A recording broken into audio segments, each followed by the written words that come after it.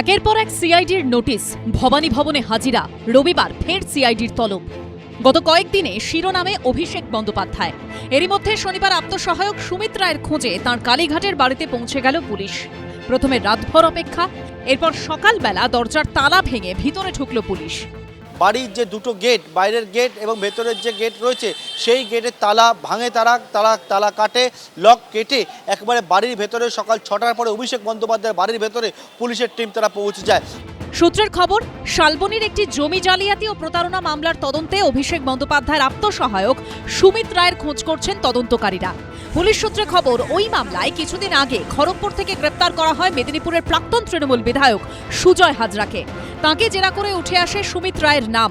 Police সূত্রে দাবি, জিজ্ঞাসাবাদ ও বিভিন্ন তথ্য থেকে জানা যায় সুজয় হাজরা ও সুমিত রায়ের মধ্যে কোটি টাকার ওপর আর্থিক লেনদেন হয়েছে। এরপর থেকেই অভিষেক বন্দ্যোপাধ্যায়ের আত্মসহায়ক সুমিত রায়ের মোবাইল ফোনের টাওয়ার লোকেশন ট্র্যাক করা হচ্ছিল। পুলিশ সূত্রে দাবি, শুক্রবার সুমিত রায়ের মোবাইল ফোনের টাওয়ার লোকেশন দেখাচ্ছিল কালীঘাট রোডে অভিষেক বন্দ্যোপাধ্যায়ের এই বাড়ি। সেই অনুযায়ী শুক্রবার সন্ধে 7টা নাগাদই কলকাতায় চলে আসে শালবনী থানার পুলিশ। রাত 1টায় পৌঁছয় কালীঘাট থানায়। রাত 2টো নাগাদ কালীঘাট থানার পুলিশকে সঙ্গে নিয়ে অভিষেক বন্দ্যোপাধ্যায়ের বাড়িতে পৌঁছয় শালবনী থানার টিম। কিন্তু দরজা না খোলায় রাত 2টো থেকে সকাল 6টা, প্রায় 4 ঘন্টা বাড়ির বাইরে অপেক্ষা করতে হয় তাদের। শনিবার সকাল 6টা নাগাদ ডাকা হয় কলকাতা পুলিশের ডিজাস্টার ম্যানেজমেন্ট গ্রুপকে।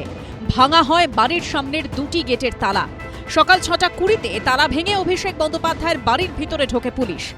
সুমিত রায়কে কিন্তু তারা খুঁজতে চলে আসেন, রাতের বেলা আসেন।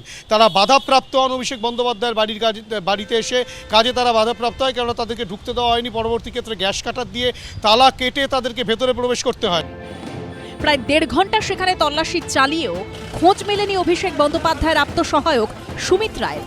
সকাল 7:45 নাগাদ অভিষেক বন্দ্যোপাধ্যায়ের বাড়ি থেকে বেরিয়ে যায় পুলিশ। পুলিশ জানাচ্ছে যে সুমিত রায় খোঁজে তারা গিয়েছিল। সুমিত রায়কে তারা না পাওয়ার পর তারা নীল সিজার লিস্ট দিয়ে তারা বেরিয়ে আসে।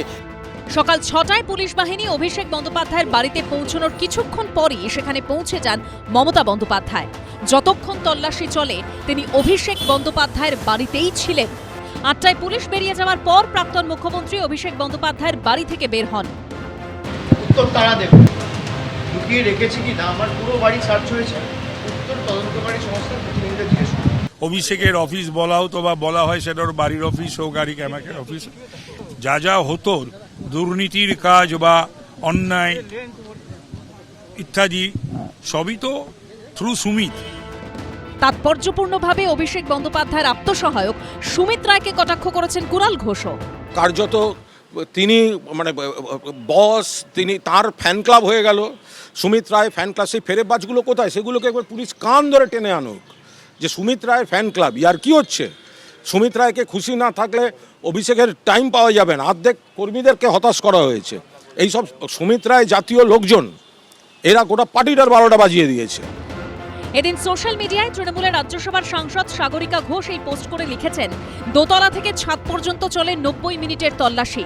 ফলাফল, বাজেয়াপ্ত সংক্রান্ত প্রতিবেদনে লেখা কিছুই পাওয়া যায়নি। হিন্দোল দে, পার্থপ্রতিম ঘোষ ও অনির্বাণ বিশ্বাসের রিপোর্ট, এবিপি আনন্দ। এবিপি আনন্দ, এগিয়ে থাকে, এগিয়ে রাখে।